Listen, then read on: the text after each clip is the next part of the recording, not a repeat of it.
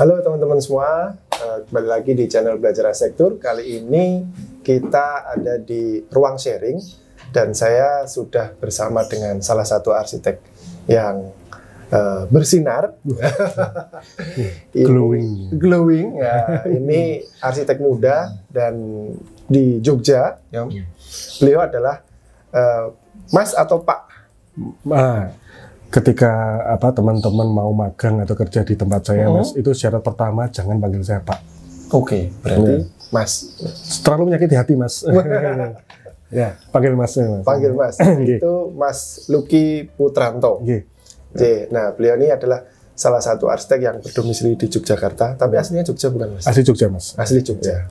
Nah, nanti kita akan ngobrol-ngobrol tentang perjalanan karir dari Mas Lucky hingga sampai saat ini yang memang sudah berkiprah sangat banyak di dunia arsitektur ya.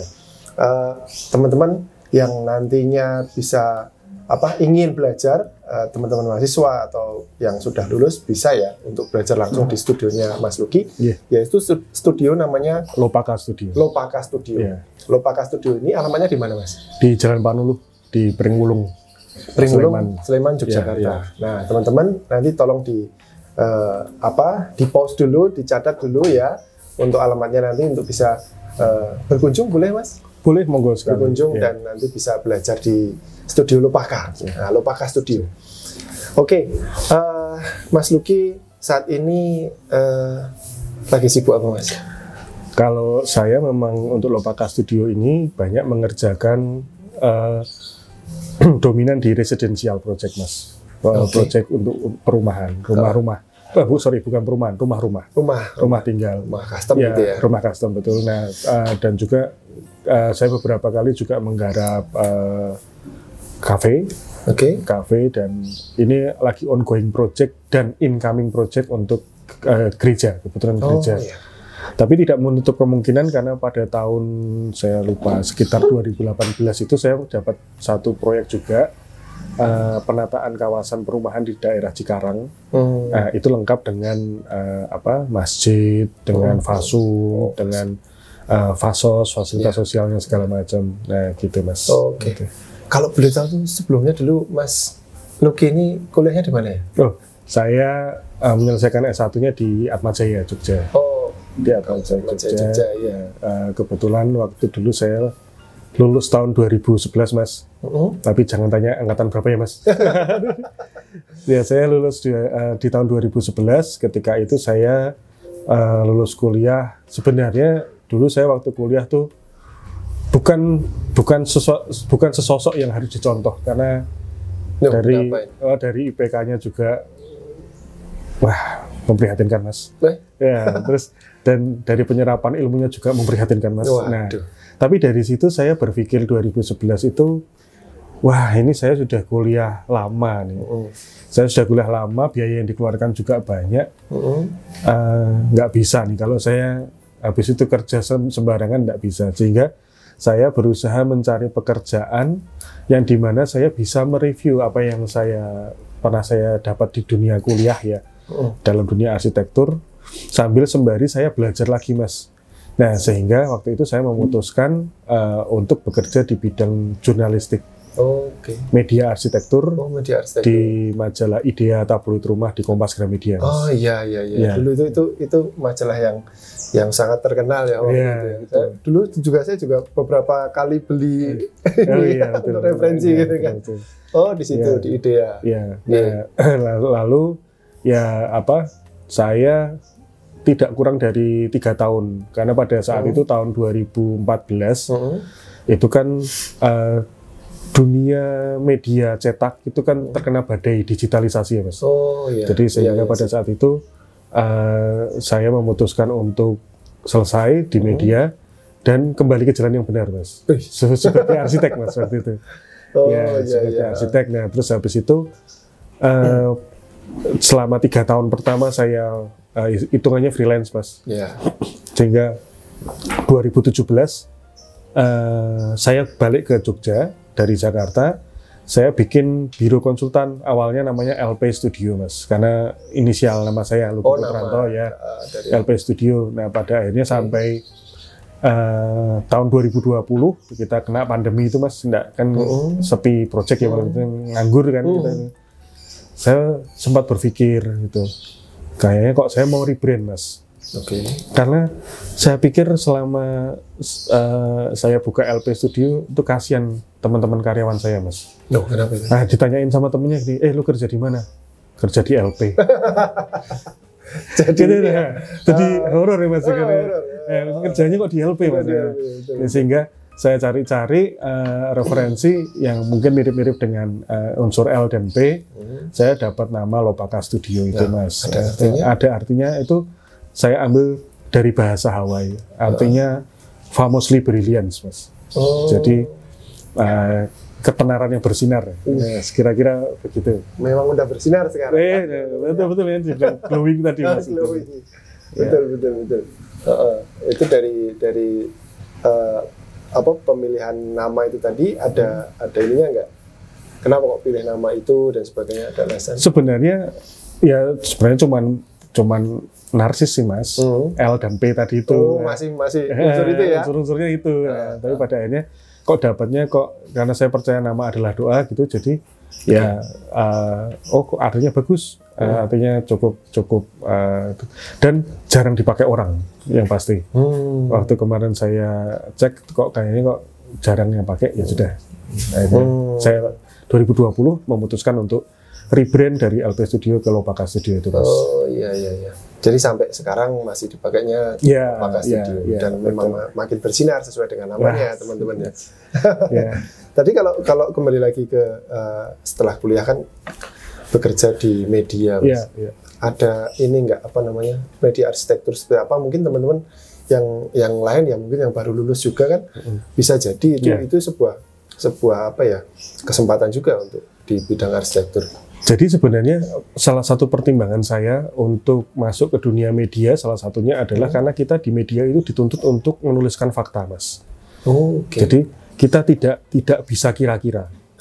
Apalagi waktu dulu saya di Kompas Gramedia itu sangat mementingkan soal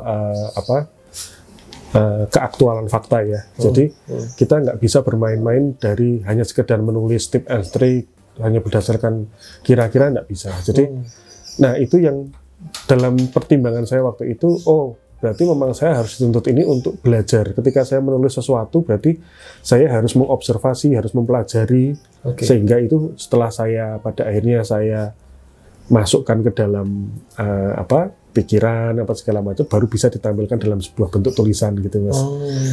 Dan poin kedua adalah waktu itu memang saya sudah berpikir untuk bagaimana kita menentukan plan. Jadi tidak semata-mata kerja habis itu sudah ngalir aja. Kalau itu saya nggak, karena memang saya sudah target bahwa saya berpikir kalau misalnya saya hanya bekerja di biro segala macam dengan kemampuan saya yang sangat terbatas pada saat saya lulus itu Mas waktu itu. Saya hanya berpikir nanti mungkin 5-10 tahun ke depan saya hanya gini-gini aja gitu Mas. Jadi dengan saya masuk ke dunia media, saya punya kesempatan untuk bisa mengenal arsitek-arsitek terkenal, bisa dapat kesempatan untuk berkunjung ke pabrik-pabrik material, dapat kesempatan mendapat undangan dari pengenalan produk-produk gitu. Dan itu memang pada akhirnya setelah saya mentas selesai di media, itu yang saya rasakan beneran Mas. Jadi saya bisa kenal beberapa teman-teman arsitek, dan mereka menganggap saya bukan sebagai bawahan atau junior, tapi mereka menganggap saya sebagai teman karena memang saya mengenal mereka awalnya dari pertemanan ini. Iya. Jadi lebih kepada akses yang lebih jalan pintas. Betul, gitu ya. Tapi memang iya sih ya. Iya, punya akses seperti itu. Iya. Tentunya itu ada impact-nya ya ke prakteknya sekarang ya. Jelas Mas, karena dari dunia media yang saya geluti itu, saya akhirnya bisa tahu material-material apa aja yang bisa dioptimalkan gitu. Dulu saya ingat sekali waktu 2011 itu setelah saya selesai, mohon maaf saya sebut merek nggak apa-apa ya? Atau boleh? Pokoknya merek Bondek, Smart Deck gitu ya, di daerah Cikarang itu saya ingat sekali. Nah, itu waktu itu masih dalam fase dikenalkan. Jadi media diundang untuk perkenalan produk segala macam. Nah, selisih berapa bulan, saya dapat mengawasi proyek di Kelapa Gading, Jakarta Utara waktu itu, langsung saya pakai Mas jadinya. Jadi dari apa yang waktu itu saya dapat informasinya, saya dapat kontaknya segala macam, sales segala macam, akhirnya langsung saya pakai. Dari situ, oh berarti memang materialnya aplikasinya begini ya. Apa gitu. Nah dari situ sangat bermanfaat bagi saya yang saya bilang tadi, saya lulus payah banget gitu Mas. Nah ini jadi tahu material-material itu sangat membantu di dunia media ini. Di dunia media. Ya. Karena kan kita di dunia media kan kita harus interview, kita cari tahu, kita dapat kesempatan untuk tadi yang saya bilang ada product knowledge segala macam itu sangat membantu buat saya. Iya, malah jadi punya apa? Poin plus sendiri, betul Mas. Banyak banget ya dari situ betul. Ya. Oke. Iya. Apa Mas kalau waktu itu di medianya bagian benar-benar ke wartawannya ya? Iya, ke reporter. Ke reporter ya. Reporter. Dari situ saya pernah punya kesempatan bisa mewawancara Mas Aang, Mas Andra Matin, terus habis itu Ridwan Kamil, Pak Ridwan Kamil waktu belum menjabat sebagai wali kota Bandung ya, itu saya mendapat kesempatan untuk mewawancarai. Nah itu dari situ kita bisa berbagi pemikiran, bisa berdiskusi gitu. Jadi ya menyenangkannya di situ untuk saya punya privilege ya bisa langsung diskusi dengan mereka ya. Iya betul. Istimewa teman-teman. Iya. Oke. Nah itu sampai tahun 2014 Mas. 2014. Ya. Kemudian memutuskan untuk kembali lagi ke dunia arsitektur. Nah, pas kebetulan itu di awal-awal saya kerja di media itu ya Mas, itu saya tiba-tiba dihubungi sama atasan saya waktu itu. Kebetulan atasan saya itu beragama Katolik Mas, jadi dan kebetulan saya juga beragama Katolik. Saya ditawarin waktu itu, "Look, kamu mau nggak ada proyek gitu?" Oh bikin apa Mas? Ya itu bikin gereja Katolik, gitu. Gereja Katolik di daerah Maluku Tenggara Barat, Mas. Jadi waktu itu namanya Kabupaten Maluku Tenggara Barat, MTB. Tapi kalau sekarang namanya sudah berubah, jadi Kabupaten Kepulauan Tanimbar. Saya baru dengerin. Nah, bisa di Google. Pelajaran geografinya. Geografi. Dan ternyata setelah saya baru sadar bahwa memang Kabupaten Maluku Tenggara Barat itu, Kepulauan Tanimbar ini, itu adalah batas paling tenggara Indonesia, Mas. Jadi itu naik pesawat sekitar 1,5 sampai 2 jam dari Ambon. Jadi dari Ambon langsung naik pesawat lagi. Nah, jadi waktu 2011 saya pernah mendapat tawaran dari atasan saya itu untuk membantu pembangunan gereja gitu di daerah namanya Desa Amdasa. Waktu itu 2013 itu saya ke sana. Saya diberitahunya 2011. Jadi saya baru bisa kesempatan berangkat ke sana 2 tahun kemudian gitu Mas. Nah, tapi 2013 itu sarana prasarannya mohon maaf memang sangat terbatas. Jadi bandara juga masih waktu itu belum pindah ke bandara yang baru sekarang, dari Bandara Perintis. Kemudian sinyal handphone juga tidak ada waktu itu. Tidak ada Mas, tapi kalau sekarang sudah ada, sudah kuat. Sekarang sudah kuat. Nah, terus kemudian listrik waktu itu juga sangat terbatas. Jadi memang kita giliran pakai genset kampung nih Mas. Nah, cuman kesempatan itu saya rasa mendapat kesempatan unik ya, karena saya barusan lulus dengan kemampuan arsitektur yang tadi saya bilang seadanya itu, dapat kesempatan ini, dan pada waktu itu ya, ceritanya masih muda, kapan lagi Mas ke Indonesia Timur kan waktu itu. Nah pada akhirnya saya masuk tim. Jadi masuk tim waktu itu, jadi terlepas dari saya kerja di media, saya juga mulai observasi tentang Indonesia Timur, tentang Tanimbar, tentang Saum Laki gitu. Pada akhirnya desain kita sudah bergerak kepada beberapa usulan desain gitu. Sampai pada akhirnya 2013 diputuskan untuk udah berangkat. Kita berangkat ke ramai-ramai berangkat ke itu. Memang ini proyek sosial Mas. Jadi semua menggunakan biaya sendiri gitu ya. Nah, terus ternyata memang luar biasa Mas pengalaman itu, karena memang itu banyak pengalaman-pengalaman yang sampai sekarang mungkin berarti sudah sekitar 11 tahun ya dari pertama kali saya ke sana itu. Ini pengalaman yang menurut saya mungkin tidak semua orang bisa mengalami itu. Jadi semuanya itu gini Mas, saya mau cerita ini awalnya begini. Saya waktu itu saya ingat sekali waktu itu kita di briefing waktu mau berangkat kan. Jadi di briefing bahwa oke, nanti kalau kita berangkat kita jangan sebisa mungkin jangan bilang ke warga kalau kita mau bangun gereja gitu. Kenapa itu? Karena takutnya kalau misalnya warga begitu, nanti kita sampaikan maksud kita, sedangkan waktu itu posisinya adalah kita belum dapat donatur, belum tahu pembiayaan dari mana gitu Mas. Takutnya nanti mereka pegang janji kita. Nah nanti kalau ternyata donaturnya agak lambat gitu, kita yang agak under pressure ya, gitu. Ya. Takutnya gitu. Nah terus sampai berjalan kemudian berangkat, pokoknya dibilang nanti kalau berangkat nanti kita tamasya lah, kita nemenin pulang kampung lah gitu. Sebagai wisatawan. Ya. Nah, sampai di lokasi kita waktu itu saya lupa, kalau nggak salah transit di Makassar, transit di Ambon, habis itu langsung ke Saum lagi, ibu kota kabupaten. Waktu itu pada akhirnya dari bandara sampai ke desanya itu 1,5 jam perjalanan darat.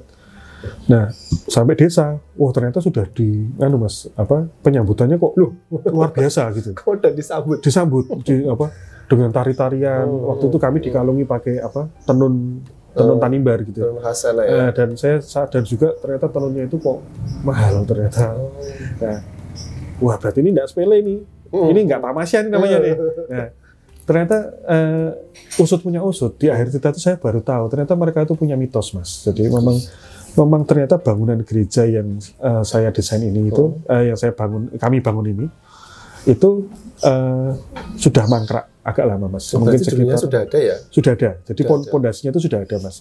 Nah, cuman memang kata mereka dulu, konon kabarnya itu tuh yang membangun akan orang luar darah. Yang melanjutkan pembangunan tadi? Iya. Nah, terus habis itu katanya ada cerita ya, kalau saya nggak salah dengar ya, waktu dulu itu, memang nanti tandanya adalah yang membangun adalah orang luar darah. Dan akan ditandai dengan masuknya babi hutan betina ke dalam kampung. Nah, ternyata 2 hari sebelum kami datang, itu ada babi hutan nyelonong masuk Mas. Nah, itu kan jadi gitu. Tapi ya itu ternyata ya kita nggak tahu lah. Itu cerita yang beredar di warga waktu itu. Tapi memang Mas, pengalaman itu sangat luar biasa. Kenapa saya bilang? Suatu hari saya pernah datang ke sana, waktu masih di sana itu, saya ditawarin sama warga, Kak Luki mau ikut lihat pohon nggak? Gitu. Karena pembangunan gereja ini memang diorientasikan pada material alami semua Mas. Kayu. Jadi struktur kayu. Karena pinggir pantai, mungkin nanti saya tunjukkan foto. Jadi kebetulan 2018 saya berangkat ke sana lagi. Gitu. Saya terbangkan drone di sana. Jadi satu kampung bisa kelihatan itu Mas. Jadi memang itu pinggir pantai, jadi sangat rentan korosi, sehingga kami khawatir kalau menggunakan besi yang terlalu besar, nanti takutnya kalau ada celah sedikit, korosi itu akan menyebar dan menyebabkan gagal konstruksi, Mas. Nah, sehingga kami memang pesan dari warga waktu itu adalah kita harus mengoptimalkan material lokal, yaitu menggunakan kayu endemik mereka, Mas, namanya kayu torim. Belum pernah dengar, Mas? Baru dengar ya. Ya, jadi itu namanya kayu torim, Mas. Itu kayu endemik Tanimbar. Nah, konon katanya, kata mereka itu memang kayu sangat kuat. Bahkan kekuatannya itu sama kayu ulin sekalipun katanya lebih kuat itu. Nah, akhirnya suatu hari saya ditawarin sama mereka waktu 2013 yang lalu, Kak Luki ikut cek pohon katanya. Cek pohon. Baik, saya terima tantangannya. Nah, saya tanya jauh nggak Kak? Oh tidak jauh. Nah, ternyata jauhnya kita sama jauhnya mereka lain. Nah, kalau saya pikir kan ternyata hanya berapa blok gitu. Ternyata mereka hitungannya bukit, Mas. Ini Jahatori itu. Nah, terus benar. Jadi kita mungkin nanti ada foto-foto yang mungkin bisa membantu membayangkan bagaimana itu. Kita melewati bukit bersama warga juga. Kita menelusuri sungai kering, Mas, waktu itu. Karena memang waktu itu tidak hujan gitu ya, ada sungai kering. Sebenarnya tidak kemarau karena waktu itu saya ingat bulan November, Mas. November. Ya, bulan November. Nah, tapi waktu itu memang masih kering. Nah, terus habis itu kita menemukan satu pohon, Mas. Satu pohon bisa dirangkul orang 8. Diameter. Kelilingnya itu ya. Iya, itu bisa dirangkul orang 8. Saya bilang, wah, besar sekali Om itu. Mereka dengan santai ngomong, oh tidak Kak, ini paling kecil. di dalam itu bisa dirangkul orang 20 katanya. Raksasa. Waduh, gede banget ya Mas. Nah, timbul pertanyaan nih Mas, timbul pertanyaan. Ngangkutnya ke desa gimana? Oh iya, betul ya. Orang kita bawa diri sendiri aja sulit kan tadi. Bisa aja. Ada jawaban yang out of the box Mas dari mereka. Jawabannya ini. Ya, ini disclaimer dulu ya. Ini sebenarnya bukan ilmu pasti ya. Jadi ini yang saya dengar waktu itu. Jadi nanti kita pilih pohonnya, kita berdoa di bawahnya, terus datang kerbau hutan katanya gitu Mas. Kerbau hutan, dipotong. Nah kerbau itu yang ngangkut kayunya sampai desa Mas. Oh iya. Percaya nggak percaya itu, habis itu kayunya sudah ada di desa Mas. Udah terangkut di desanya? Iya. Ini mau butuh foto kerbaunya, nanti saya kasih juga ya foto kerbau-kerbaunya. Iya teman-teman, saya tahu nanti butuh ngangkut kayu juga. Iya. Tapi memang beberapa waktu yang lalu saya juga pernah ngobrol dengan Mas Yori Antar ya. Yori Antar kan juga arsitek yang sangat concern terhadap arsitektur Nusantara. Ternyata di berbagai daerah di Indonesia, apalagi di daerah yang masih sangat kental dengan alamnya dan vernakularnya itu, mereka memiliki bahasa masing-masing bagaimana berkomunikasi dengan alam, Mas. Jadi kalau kata Mas Yori dulu itu mereka itu harus minta izin ke pohon ini, karena pohon ini akan menjadi bagian dari rumahnya, menjadi bagian dari hidup, menjadi bagian sampai mati. Sampai mati, ya. Benar. Sehingga si pohon ini akan masuk ke keluarga kita. Oh iya. Sedangkan pohon ini adalah makhluk hidup, Mas. Jadi memang ada perlakuan dalam tanda kutip bahasa alam yang itu harus disampaikan. Nah, saya jadi mikir, berarti iya juga gitu. Jadi sampai ke sini pada akhirnya kita juga berpikir bagaimana kita harus berkomunikasi dengan alam, berkomunikasi dengan budaya, dan yang paling penting adalah berkomunikasi dengan dunia antropologinya atau human behavior-nya, Mas. Nah, begitu kira-kira. Sampai tahun 2018 saya mendapat kesempatan lagi untuk berangkat kedua kalinya, Mas. Waktu itu pembangunan sudah berlangsung dan 2018 itu kami berangkat dari tim Jakarta berangkat untuk prosesi pemasangan atap pertama, Mas. Oke. Jadi memang itu ada acaranya, ada acara syukur segala macam gitu. Mereka juga bikinkan pesta adat di itu. Nah, 2018 itu saya lihat sendiri bagaimana tiang-tiang kayu besar itu diangkut tidak kurang dari 30 orang, Mas. Dan 40 cm kali 40 cm panjang 7 meter tanpa sambungan. Ada 12 titik di dalam gereja itu. Nah, itu tuh sangat meriah sekali. Sangat tradisional sekali. Nah, dari situ yang memang saya bilang bahwa arsitektur ini tidak serta-merta hanya orang membangun sebuah bangunan, tidak. Tapi harus touching human, benar-benar harus memegang orangnya gitu. Pada akhirnya gereja ini kami bangun, kami desain itu memang memuat 3 material utama, Mas. 3 material utama itu kayu torim tadi, batu pantai dan pasir pantai. Kalau kita belajar arsitektur dan konstruksi kan pasir pantai kan dihindari itu, Mas. Nah, memang betul pada akhirnya itu semuanya dari warga untuk warga dan oleh warga, Mas. Jadi bagaimana kita mengoptimalkan warga sekitar. Mereka akan dalam waktu beberapa hari selama bertahun-tahun waktu itu, mereka akan menabung pasir, Mas. Menabung pasir itu dalam arti mereka naik kapal ke pulau mana gitu, mereka ngambil pasir, taruh kapal, terus taruh depan rumah, dibiarkan kena hujan, kena panas, sehingga mineralnya rontok, Mas. Sehingga habis itu diayak, bawa ke gereja untuk dibuat samuran semen. Jadi sebenarnya praktis 2018 itu kami itu hanya belanja untuk semen dan penutup atap. Yang beli dari luar gitu ya artinya. Betul. Semuanya itu dari material alam semua. Besi nggak ada sama sekali ya. Besi nggak sama sekali. Syukur-syukur puji Tuhan ini nanti sekitar 1-2 bulan ini sudah bisa selesai. Di akhir tahun 2024 kalau misalnya memungkinkan sudah harus bisa 100% selesai. Iya. Tapi gitu. selama bangunan ini juga nggak bisa digunakan, belum bisa ya? Sebenarnya bisa. Salah satu yang kemarin pernah terjadi adalah salah satu tetua warga meninggal, Mas. Nah, jadi memang gereja itu akhirnya dipakai untuk menyemayamkan jenazah. Gitu, ya. Ya. Tapi untuk kegiatan ibadah yang rutin belum. Karena memang kami pengen cari gongnya gitu, Mas. Gitu. Nah tadi kan kalau kita ngomongin Mas Luki tadi bilang kearifan lokal dan sebagainya. Nah itu untuk mencari tahu apa namanya ilmu dari mereka itu. Waduh, Mas, itu ceritanya panjang, Mas. Mungkin podcastnya nanti seri-seri. Enggak. Bercanda, Mas, kalau itu. Tapi memang itu suatu hal yang menarik bagi saya. Ya. Sampai satu titik itu saya itu pernah mendapatkan sebuah ilmu, Mas. Jadi ilmunya begini. Kalau di Jepang itu kan ada ikigai, Mas. Nah, kalau saya ternyata baru tahu filosofi Jawa itu ada namanya Tridaya, Mas. Pernah dengar, Mas? Tridaya. Belum. Tridaya itu terdiri dari cipta, rasa, dan karsa. Kalau itu dengar ya. Cipta itu berasal dari otak, pemikiran kita, rasa dari hati. Nah, ketika otak sama hati sudah bermain, tinggal kita mau atau enggak. Nah, mau atau tidaknya itu namanya karsa. Sehingga kalau cipta sudah bermain, rasa bermain, karsanya sudah maju, bisa tercipta namanya karya. Nah, itu konsep dari Tridaya itu, Mas.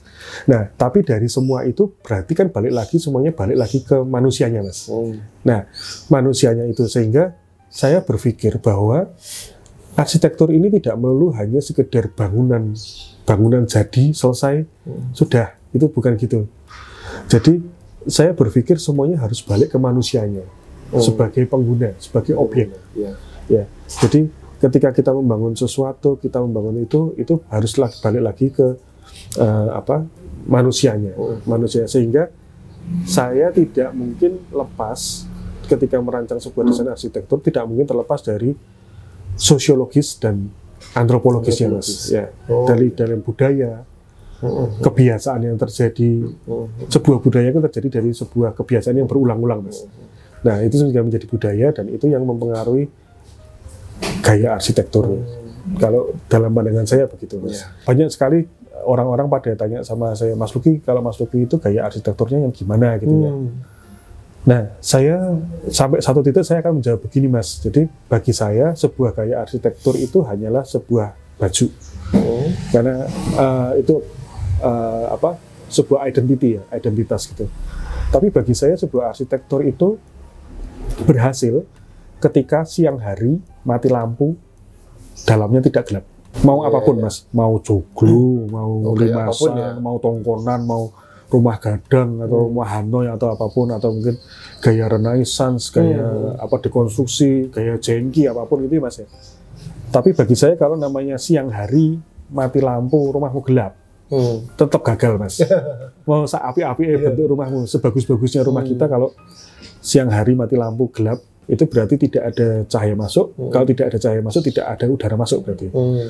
Nah, saya sederhananya begitu, Mas. Nah, tapi untuk gayanya bagaimana itu kita tinggal mengikuti. Nah, terkait soal gaya itu, ketika 2018 tadi balik lagi saya ke Maluku itu, Mas, kita kan berarti sudah masuk ke finishing touch, ya, sudah sentuh anak akhir gitu. Nah, saya itu sempat berpikir juga, ini tuh bangunan si gereja tadi itu mau saya apain ya, gitu. Saya apain. Jadi saya sempat tanya sama tetuanya, almarhum sudah meninggal.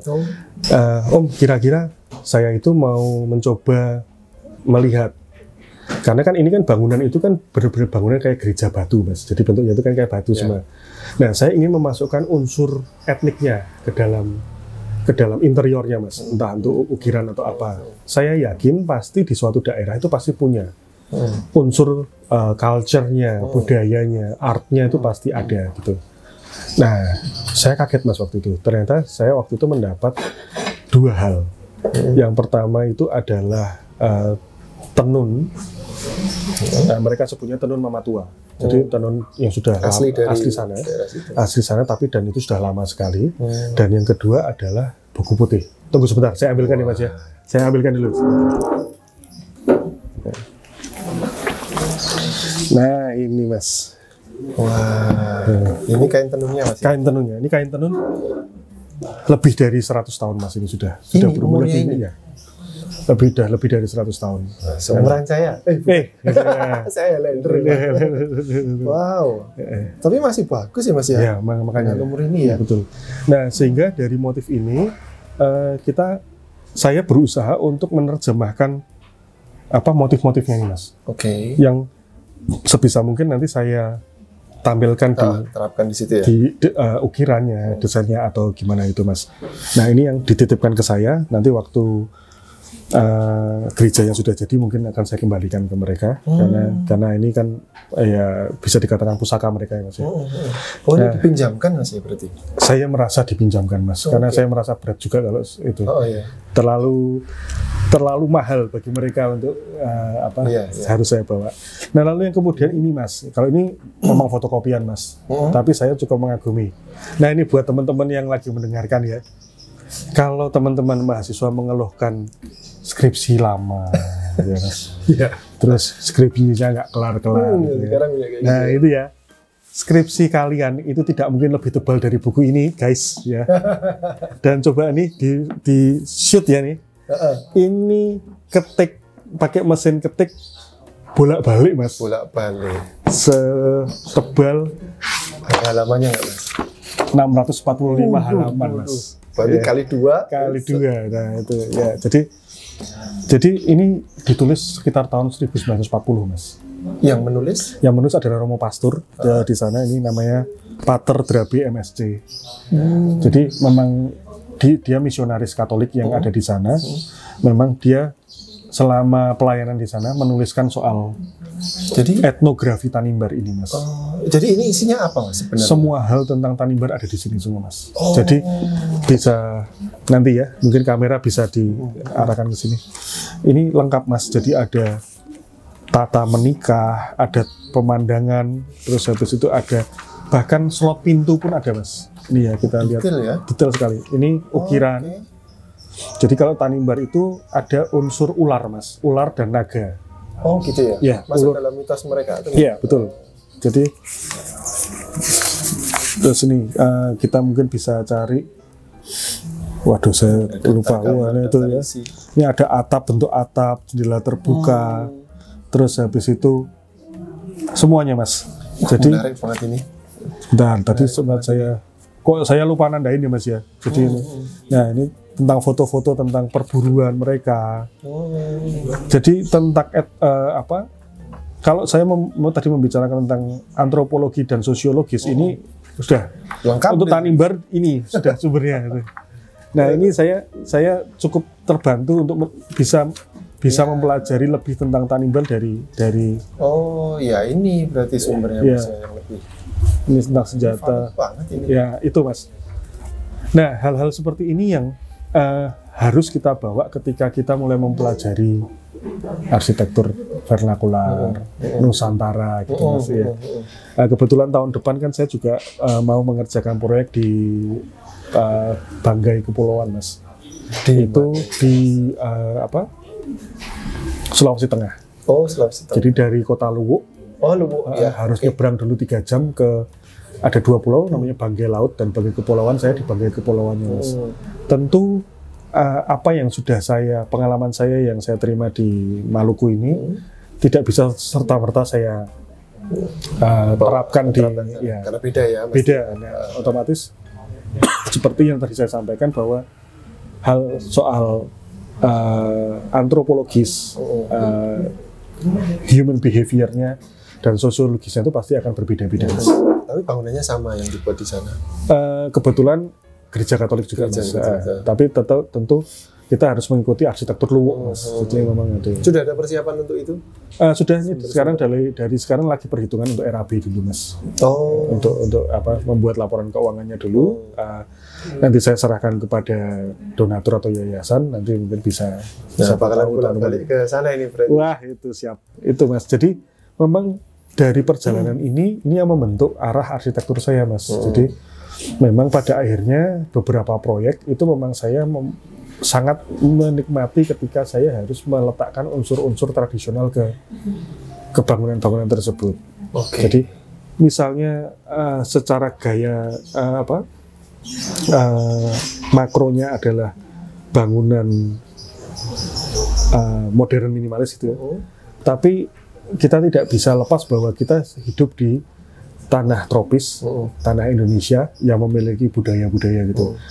Maksud saya kita harus tetap membawa simbol-simbol dan identitas-identitas ini supaya setidaknya itu antara bangunan yang ini di Jogja, ini di Jakarta, ini di Kalimantan, itu masih ke bawah itu, Mas. Jadi setidaknya secara tropical arsitektur terbuka itu yang selalu saya bawa itu. Jadi ada salah satu proyek yang sebenarnya ingin saya ceritakan juga ke Mas Bondan dan teman-teman belajar arsitektur itu, proyek saya di Sleman, di Kalasan, Mas. Di Jogja.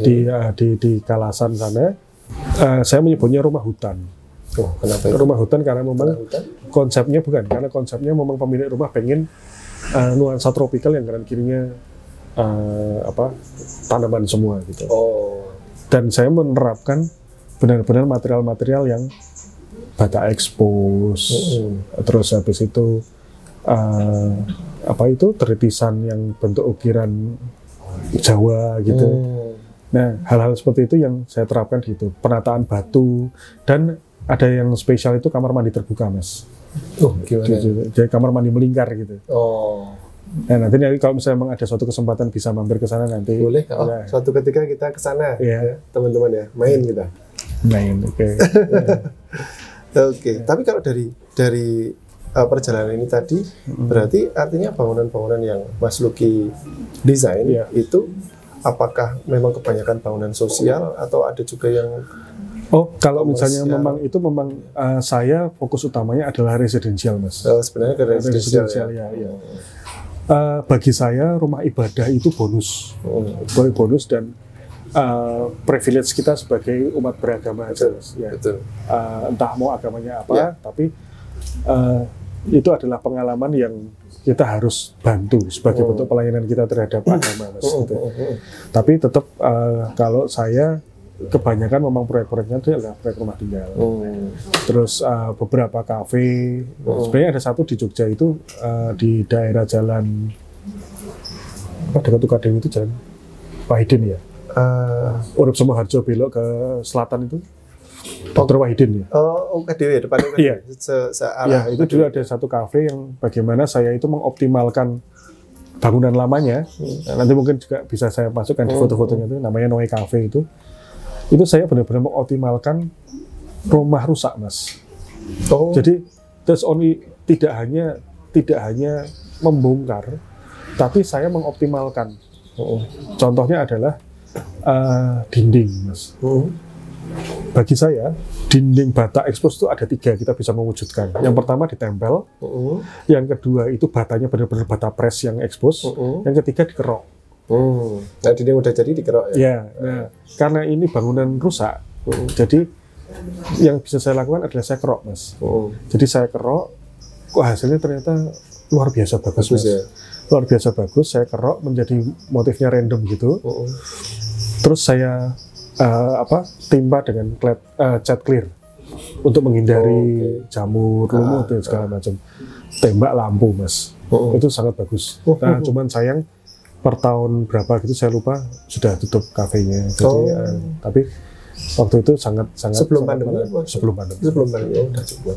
Ya, tapi nanti mungkin bisa ditampilkan beberapa foto-fotonya saya tampilkan itu proyek pertama saya ketika saya pindah ke Jogja.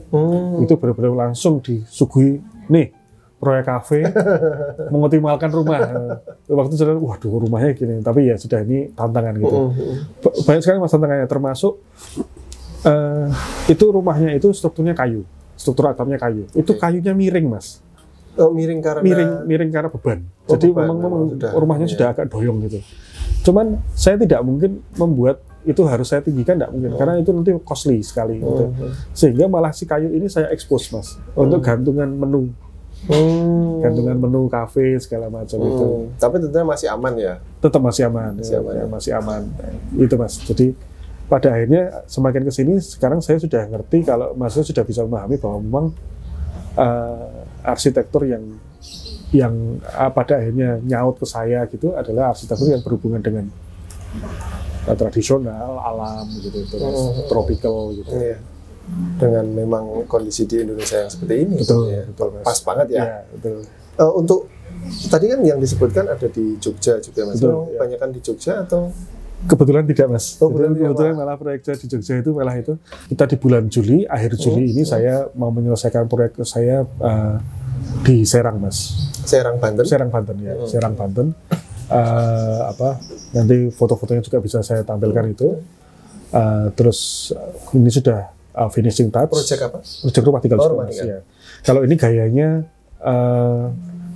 klasik putih klasik, white classic gitu mas. Ya karena memang permintaan dari klien memang pengennya yang classical, white classical gitu mas. Nah terus habis itu memang beberapa proyek yang sudah masuk ke saya itu tuh ada di Cibubur. Bahkan proyek saya pertama kali waktu pandemi mas itu di Balikpapan mas. Jadi ada renovasi rumah di Balikpapan. Itu karena waktu pandemi ya kita harus bergerak ya mas. Waktu itu kita harus gerak pokoknya biar dapur tetap ngebul mas. Ya, jadi saya ambil itu Balikpapan. Tapi itu ya pengalaman menarik juga pada akhirnya. Mas Bondan tahu nggak kalau ternyata batu batanya itu beda sama batu bata di Jawa? Saya belum ini riset kalau di sana. Nah, batu batanya itu tuh bentuknya kotak gitu mas, panjang gitu, ada bolongannya 4 mas. Oh kayak di Sumatera berarti? Nah gitu ya. Ya. Nah itu waktu saya pertama kali lihat, duh ini harus saya apain ini, nah gitu. Hal-hal yang baru gitu ya mas. Kalau di sana kan kecil jadi dindingnya nggak 15 tapi 12. 12 betul ya. Nah hal-hal seperti itu yang pengalaman itu yang itu mas. Akhirnya saya dapatkan. Nah terus habis itu masuk 2022 saya ngerjakan proyek yang di Kalasan tadi. Nah ini kebetulan memang kebanyakan yang dari daerah Jabodetabek mas. Jadi dari daerah sana. Incoming project saya ini nanti akan ada micro house di Cempaka Putih. Terus ada pembangunan rumah juga di Bintaro sektor 2. Oke. Ya. Oke. Sering perjalanan sering ke barat. Sering ke barat mas. Mencari kitab suci mas ya betul. Sebenarnya kitab sucinya udah dapat ya. Loh ini kitab suci dari timur mas. Dari timur ya. Dari timur betul.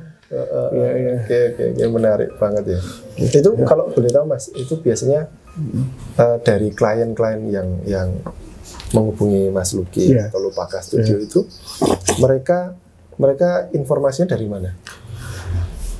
Ada banyak cerita mas. Kalau kebetulan waktu saya tadi cerita bahwa proyek pertama saya setelah saya mentas dari wartawan itu selain gereja ini, maksudnya komersial ya mas. Maksudnya kalau tadi gereja kan sosial. Kalau ini yang benar-benar profesional itu dari Cibubur mas. Nah Cibubur itu kebetulan ada di perumahan Citra Grand Cibubur. Dia mau extend rumahnya. Jadi di belakangnya itu ada area taman sekitar 7 meter ke 7 meter. Nah 7 meter ke 7 meter itu mau dikembangkan menjadi kamar dan 2 lantai. Nah itu pertama kalinya saya mulai kayak gitu. Nah karena saya dekat dengan teman-teman media sehingga ketika itu jadi dan saya rasa cukup bagus gitu, akhirnya saya share di tabloid rumah waktu itu mas. Nah ternyata memang media itu berdampak besar mas. Jadi ada orang menghubungi, ternyata dia baru sadar kalau itu ternyata tetangganya sendiri gitu.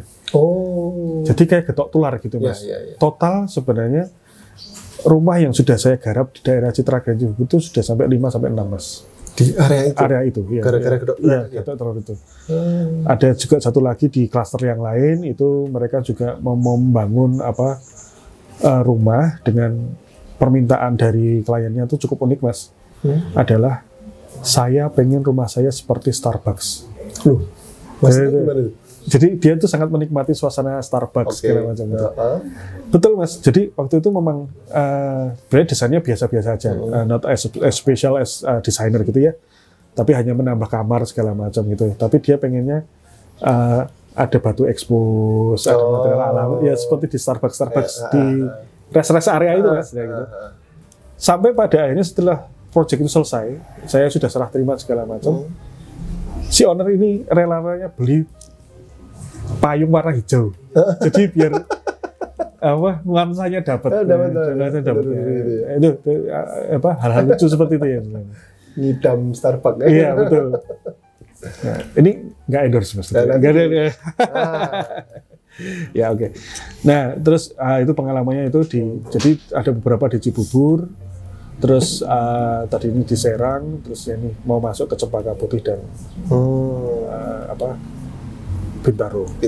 Jadi ya memang awal circle-nya dari sana ya. Iya mas betul. Ya. Nah, di Jogja pun juga proyek yang berjalan tuh ada daerah Melati, Tapi memang bukan yang kalau gini,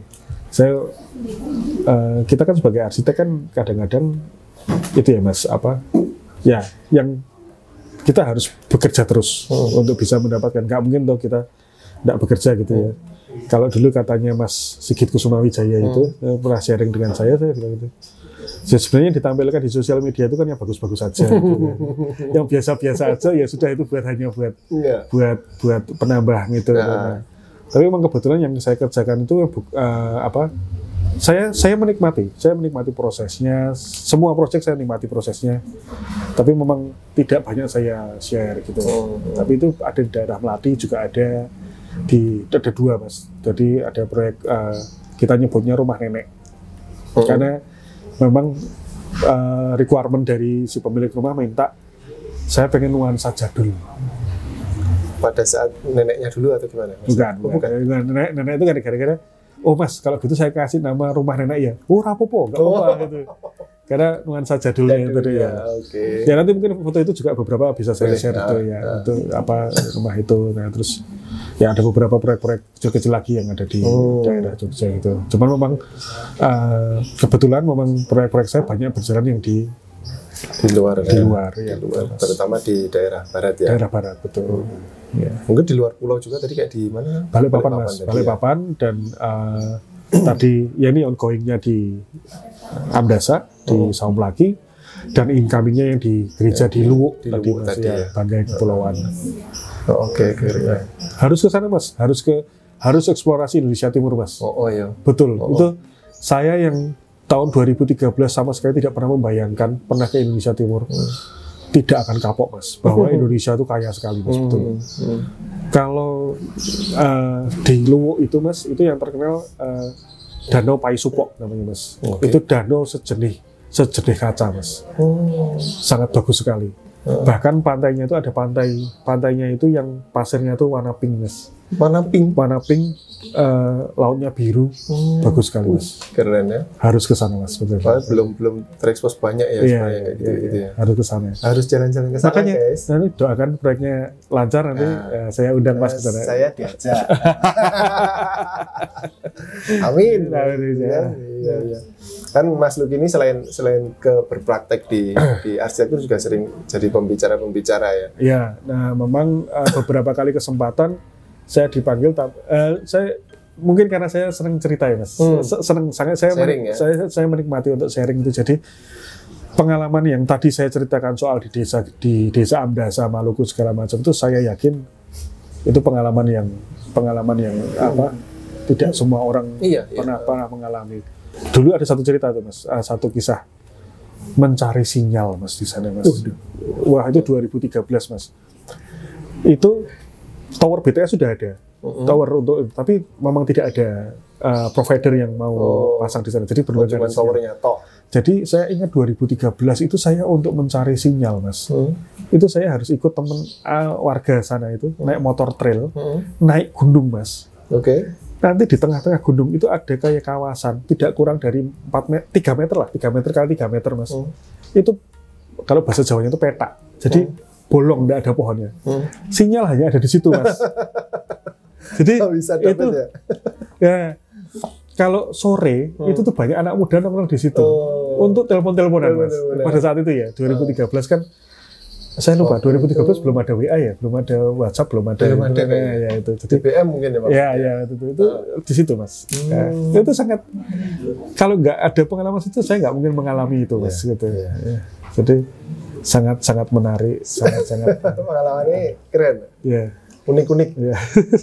Ya, kita tunggu nanti pengalaman yang terjadi di Luwuk. Di Luwuk betul Mas. Siap.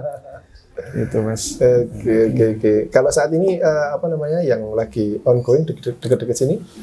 Kalau saya ke arah ke daerah barat semua Mas. Daerah barat semua. Tadi kalau tadi saya ingat Mas Bondan tanya klien gitu. Memang saya dalam beberapa kali kesempatan saya selalu bilang ke teman-teman, terutama teman-teman yang baru fresh grade gitu ya, bahwa kita harus punya salah satu arsitek itu kita jual jasa Mas. Jadi tidak ada salahnya gini Mas, beda. Kadang-kadang orang saat ini, orang-orang sekarang itu sangat anti dengan istilah pencitraan. Padahal menurut saya pencitraan itu penting. Oke, kita sepakati dulu. Kita ganti kata pencitraannya. Jadi self branding. Padahal artinya pada itu Mas. Nah, artinya sama aja. Tapi itu penting Mas buat saya, karena kita bekerja di bidang jasa, kita perlu membranding diri kita. Salah satunya adalah sharing portofolio itu penting. Kita sharing portofolio penting, terus habis itu jangan membanting, kalau bahasanya orang sastra itu, jangan melacurkan diri kita dengan harga murah juga, karena kita dibatasi oleh undang-undang keprofesian juga Mas, sehingga jangan sampai kita tiba-tiba langsung ditawarin oleh, wah harus segini Mas, harga segini ya.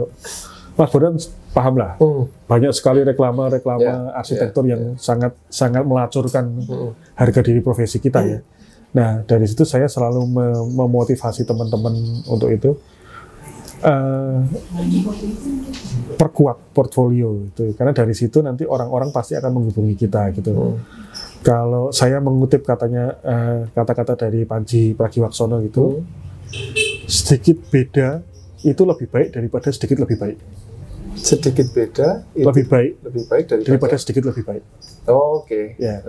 Karena kita harus membentuk diferensiasi kita Mas. Ya, itu yang mungkin yang membuat saya mungkin sekarang masih bisa survive gitu ya, karena konstan. Saya lebih pada kayak keras kepala Mas. Aku kudu jadi arsitek terus gitu. Iya.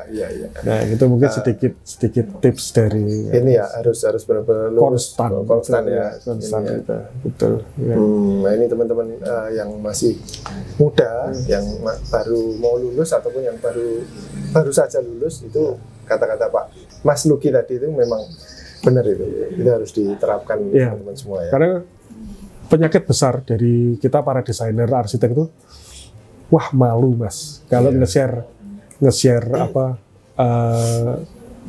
karya apa jelek Mas. Itu saya kasih tahu, desain pertama pasti jelek, dan pasti malu-maluin. Gitu. Cuman kan dari situ kan sebuah karya seni, karya bagus pasti dimulai dari karya yang jelek dulu pasti. Nah dengan berjalannya waktu dan pasti ada juga keluhan begini Mas. Wah, saya itu kadang-kadang takut Mas karena sering dikritik. Iya. Takut dikritik sama saya, mental saya belum siap gitu. Percayalah Mas, yang mengkritik karya kita itu biasanya hanya 2 orang Mas. Teman kita dan temannya klien Mas. Iya Mas. Selama klien kita oke-oke aja kan nggak apa-apa Mas sebenarnya. Tapi yang bikin kita jiper itu adalah biasanya teman kita atau temannya klien Mas. Tapi selama kliennya oke-oke aja, menurut saya nggak apa-apa Mas. Jadi kita harus PD-nya di situ. Nah, itu. Karena kan sebenarnya dengan adanya kritik itu jadi belajar ya. Kita melakukan kesalahan di sini, kita next-nya kita perbaiki kan betul, gitu ya. Betul, Mas. Kalau nggak mau dikritik kita nggak tahu salahnya di mana betul, kan. Iya, betul. Ini apa? Mas Luki ini kan saya dengar tadi sempat ada rencana bukan rencana ya, sedang tahapan membangun rumah tinggal kayak gitu. Oh iya, kebetulan memang saya memang membangun rumah di belakang studio ini. Kebetulan itu juga saya jadikan semacam kayak laboratorium Mas. Untuk eksperimen. Satu eksperimen, yang kedua adalah banyak dari teman-teman vendor. Terima kasih sudah membantu dalam pembangunan rumah, dari pipa, cat, semen, genteng, terus papan gipsum juga gitu, sehingga saya bisa diberi kesempatan untuk tukang saya megang barang baru gitu. Gitu Mas. Jadi ada tambahan wawasan juga untuk tukang. Iya. Apa mau mampir Mas ke belakang? Boleh, nanti kita jalan-jalan ke sana ya. Ya nanti sebentar itu, mumpung nggak terlalu mendung. Ya gitu Mas. Jadi bangunannya dulu rencananya cuma 2 lantai Mas. Cuman saya tuh ingat bahwa sekitar 10 tahun yang lalu, ketika saya masih menjadi reporter di majalah Idea, saya lihat ada rumah wah kok kayaknya asik nih kalau bangunan 2 lantai, tapi kita bisa mengoptimalkan etik roomnya mas, etiknya loteng gitu. Ya. Nah waktu itu kok yao mas, apa ya? Kok yao ini bahasa Indonesia apa ya? Kok yao itu ya? Kebetulan yang apa bahasa apa ya? Iya ya, kok yao itu mas. Nah kalau bahasa Inggrisnya itu serendipity mas. Ya, kebetulan yang baik gitu. Jadi sebelum waktu saya bangun, itu memang saya serahkan kepada dosen teknik sipil, seorang dosen teknik sipil untuk menganalisa strukturnya itu. Ternyata overspec mas. Jadi kolomnya kebesaran. Awalnya speknya itu dibikin sendiri?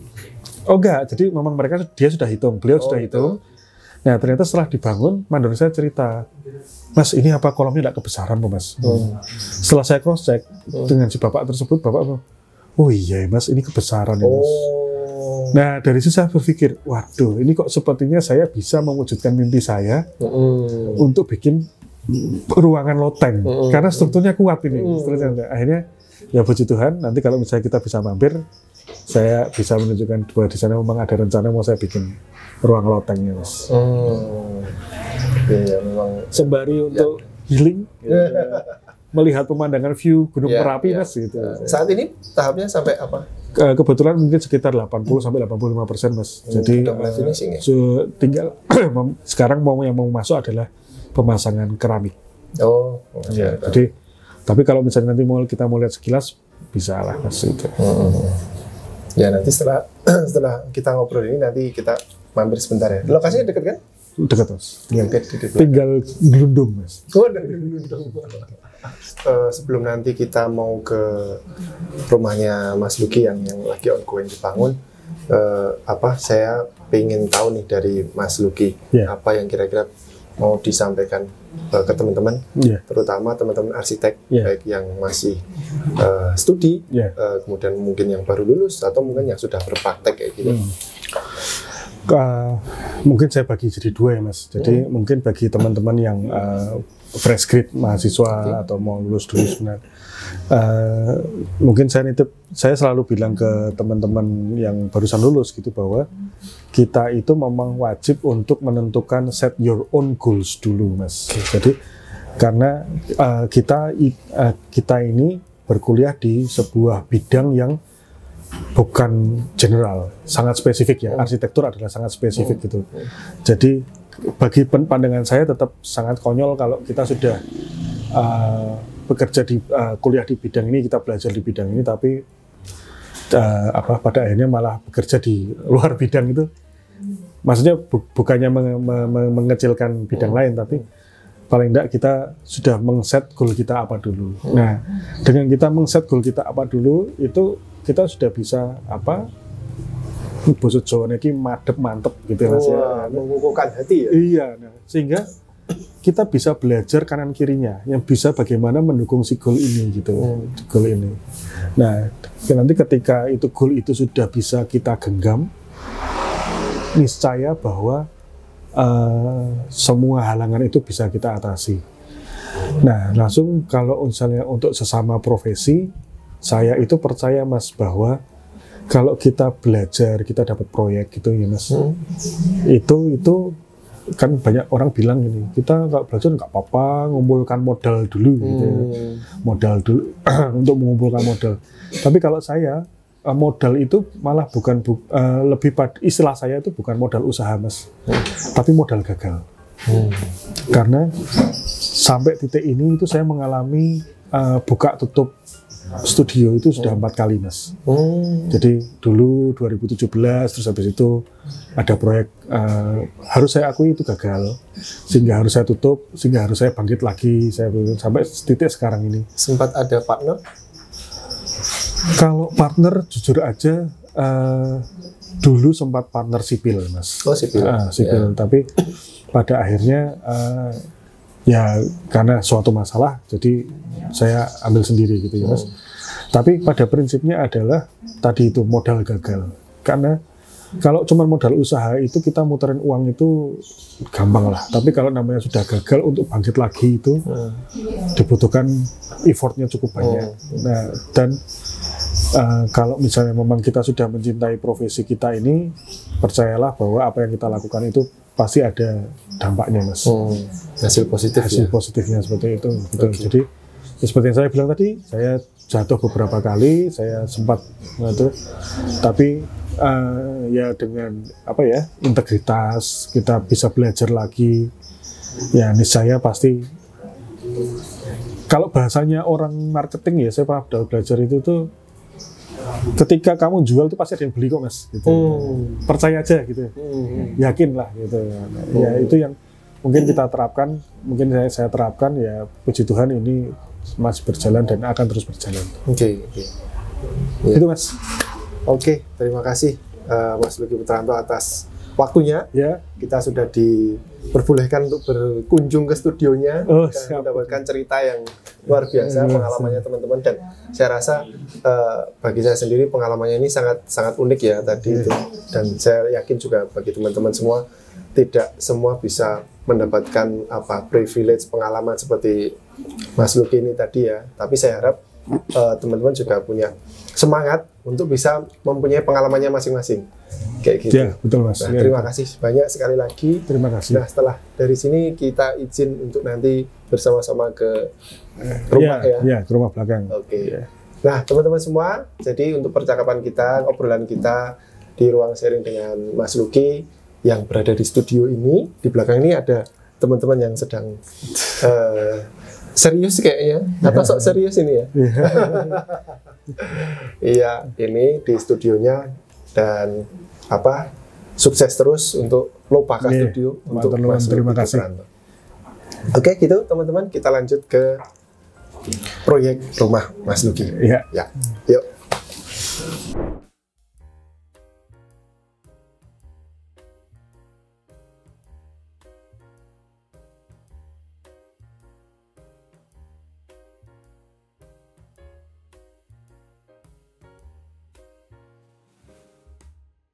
Nah, ini yang saya ceritakan kemarin, jadi sebenarnya konsepnya itu 2 lantai, Mas. Nah, tapi kalau Mas perhatikan, ini rumah ini tuh kesannya kayak tinggi sekali. Ya. Nah, tinggi sekali sebenarnya tuh enggak, Mas. Karena saya kira jalan depan sana sama sini tuh saya kira tuh turun ya, paling turun sedikit. Ternyata saya baru tahu dari depan sampai belakang situ ketinggiannya 1,5 meter, Mas. Nggak sadar ya, terlalu landai ya. Karena terlalu landai itu kita nggak sadar kalau waktu ini dibuka ternyata itu segini, Mas. Ya enggak ya, 1,5 meter berarti segini. Ya, segini. Nah, sehingga kesannya ini kayak bawahnya itu turun banget, dan ini tinggi sekali, jadi tinggi sekali. Nah, begitu, Mas. Karena awalnya ini belum dibuka, jadi nggak kelihatan gitu. Ya. Dan ini juga pakai kaidah-kaidah juga, jadi ada feng shui-nya segala macam, termasuk rumah saya ini kan menghadap barat. Nah, sedangkan kalau saya show kelinci, istri saya show singa, nggak boleh menghadap barat. Sehingga nanti kalau kita lihat rumah itu saya belokkan jadi pintunya menghadap selatan. Begitu. Terus depan sini kan sebenarnya ini kan kamar utama, Mas. Nah, karena kita itu nggak boleh kamar utama itu langsung berhubungan dengan jalan, itu nggak boleh. Jadi sehingga saya bikinkan kotak ini sebagai wardrobe room. Oke. Jadi untuk mereduksi tadi kaidahnya gitulah, Mas.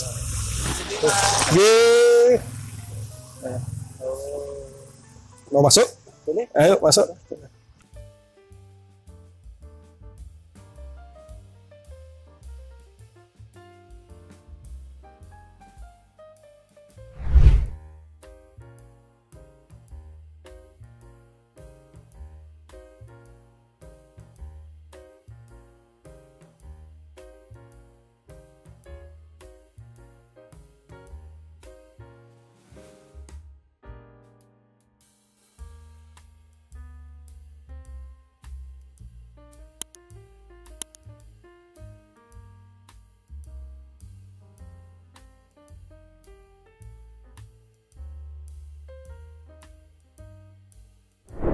Oke teman-teman semua, kita tadi sudah selesai jalan-jalan di proyek rumah tinggal dari Mas Lucky Putranto. Nah, ini memang masih ongoing pembangunan ya, Mas ya, dengan target kira-kira nanti bulan November selesai. Nah, nanti mungkin kalau sudah selesai kita pengen kesini lagi. Home tour lagi ya, iya. Nggak apa istilahnya? Housewarming. Iya. Bener. Nah, mungkin teman-teman nanti kita juga ada kesempatan lagi bertemu dengan Mas Luki, mungkin di proyek-proyek yang lain atau di mana gitu kan. Jadi artinya ini hanya permulaan, mungkin kita ketemu dengan Mas Luki. Next, boleh kita silakan ke proyek-proyek ya, berikutnya. dengan senang hati, Mas. Oke, terima kasih sekali. Oke, gitu ya teman-teman semua. Terima kasih Mas Luki. Terima kasih atas waktunya, atas terima kasih atas sharingnya semuanya. Ya. Semakin sukses, semakin maju. Terima kasih. Teman-teman semua, demikian untuk video ruang sharing di channel Belajar Arsitektur kali ini, dan kita akan bertemu lagi di ruang sharing berikutnya.